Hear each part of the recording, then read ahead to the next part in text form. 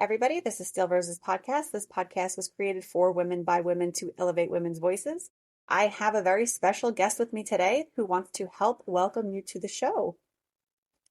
Welcome to podcast. I hope you're having a great summer.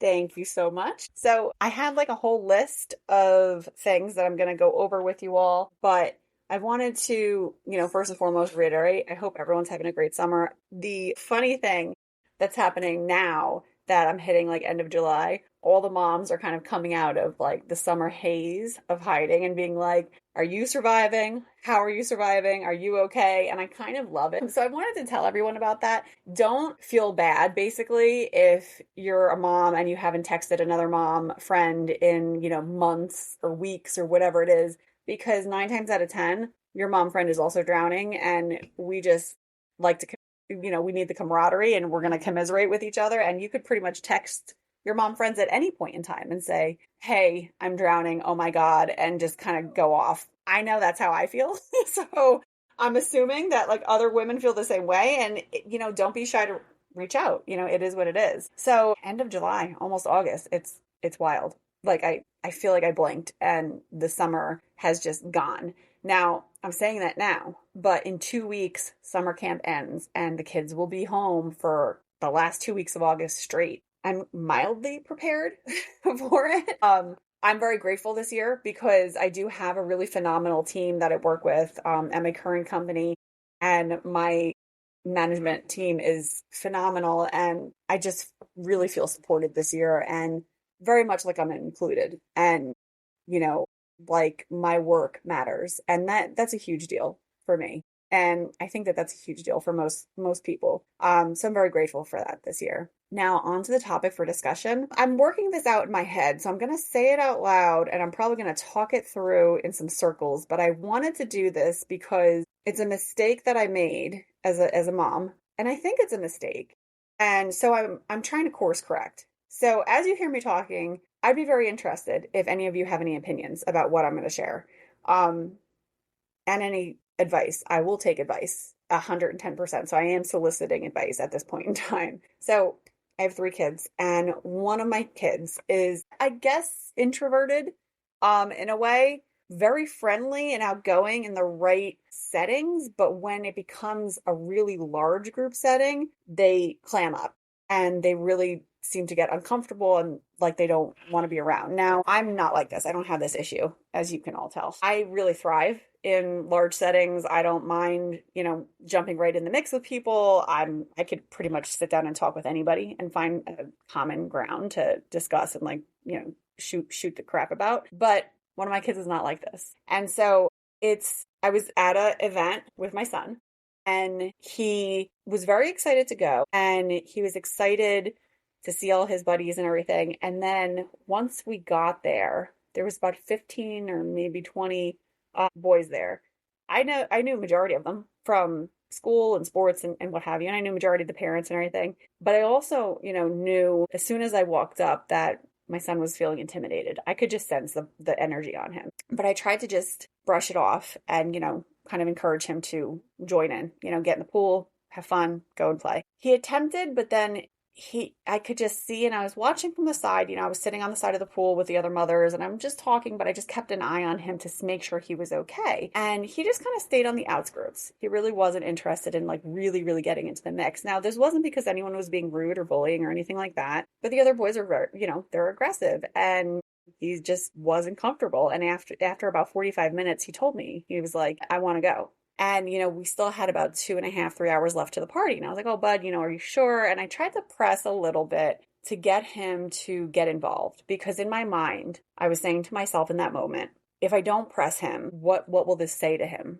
If I don't press him to stay, am I telling him you don't need to be social? And, if I don't press him to stay, am I making it okay for him to clam up and to become really just into himself? And not that those are bad things, but I just, as a parent, you just worry about every element. And so, I worried. So I said, I was like, buddy, why don't you just try? Like, go ahead, try to get in the mix. And, his friends and the birthday boy, they were calling him over and waving him down to, they did. They like tried to include him a couple times and he got a little involved. But then as soon as it got more aggressive, he backed off immediately. And so he told me, he's like, I just want to go. I don't want to be here. I'm bored. He's like, no one's playing with me. And I told him, I was like, well, you have to really insert yourself in there. That nobody's going to come to you. You have to go to them. And he just said no. And I said, you know what? I was like, all right, not a problem. And, we went to leave. The mother was incredibly gracious, asked me right away. She said, did anything happen? Is he okay? Because we were leaving early. And I told her, I was like, no, we're okay. And I want to highlight this. I apologize. I was like, oh, no, I'm sorry. I was like, he's uncomfortable in larger crowds of kids. He gets nervous. And she said, okay. But the way that I phrased it to her and the tone that I used was apologetic. Like I was apologizing for his behavior. Now, the reason why I'm noting that is because that is something I want to correct. So we get into the car and I actually said to him out of the gate, you know what, bud? I was like, I'm proud of you. I was like, you looked at a situation, you said, I'm not comfortable. And then you used your voice and told me that you were ready to go. You didn't want to be there anymore. And I was like, and that is something really important that a lot of adults can't even do. So the fact that you used your voice and that you were able to recognize that was great. And I want to encourage that. So I gave him props basically, right? So we got home and I explained the situation to my husband. Eventually he went and talked to our son and he did the same thing. He gave him props. He was like, I'm proud of you. You used your voice. You said, you know what, I'm not down with this. I want to go. That's all you have to do. That's what we're proud of for you. Now, the part that I struggled with, and maybe it's because I'm such an extrovert, was I immediately reverted to something's wrong here. There's something wrong that he doesn't want to be involved. And I think a lot of parents do this. And that's, again, like I want to be transparent with all of you because I feel like we struggle with all of these things with our kids. We're worried about every aspect of their lives. We're developing a human with everything we do. So this is like heavy stuff. Like this is heavy things. And so, in my head, I was like, oh my gosh, there's something wrong. Maybe I should take him to therapy. Maybe I should, get him to talk to someone that'll teach him how to cope with larger crowds and how to deal with it and good ways for him to approach the situation so that he can get more involved. And then through the course of the day and into the evening, because I kept thinking about it, and then I started thinking about you guys and wanting to talk to all of you about it, it occurred to me like, well, there isn't actually anything wrong here. He's smart. He's a smart kid. He's intelligent. He's doing good enough in school. He's not he's not breaking any records or anything like that, but he's doing well enough in school. And he's a friendly person and he has a good heart. He's a big brother, so he's a real pain in the ass sometimes. He is a well-rounded kid. He just doesn't like large groups of kids. He just doesn't like it.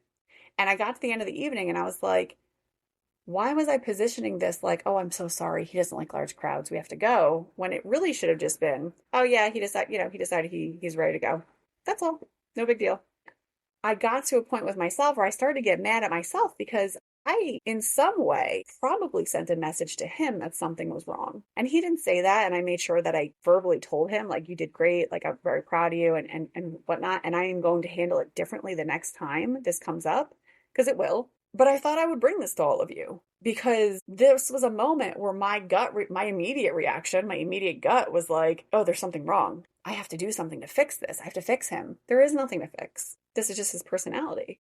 And my husband went on later on in the evening to tell me too that he was the same way when he was a kid. He hated large crowds. He hated doing all that stuff. My mother-in-law used to make him do it, but he hated it, So it's things like this that I wanted to highlight for all of us listening here and to myself, because I'm working through being a mother and being a parent alongside all of you. These are the times where, you can recognize a shortcoming in yourself and make the choice to do better for your kid. And you can sense it in your soul, in your gut, like in your brain, like in your heart, wherever it is that you're feeling like, oh, you've got this connection and made you think twice. I have an opportunity to fix this, period. This is the first time that this kind of scenario happened. And now I have an opportunity to make amends here and make it okay. And I would love to hear everyone's opinions here because I think there's a fine line between, letting your children make choices, but also having to push them. I know that my son is the kind of kid that I'm going to have to push in certain instances, but it's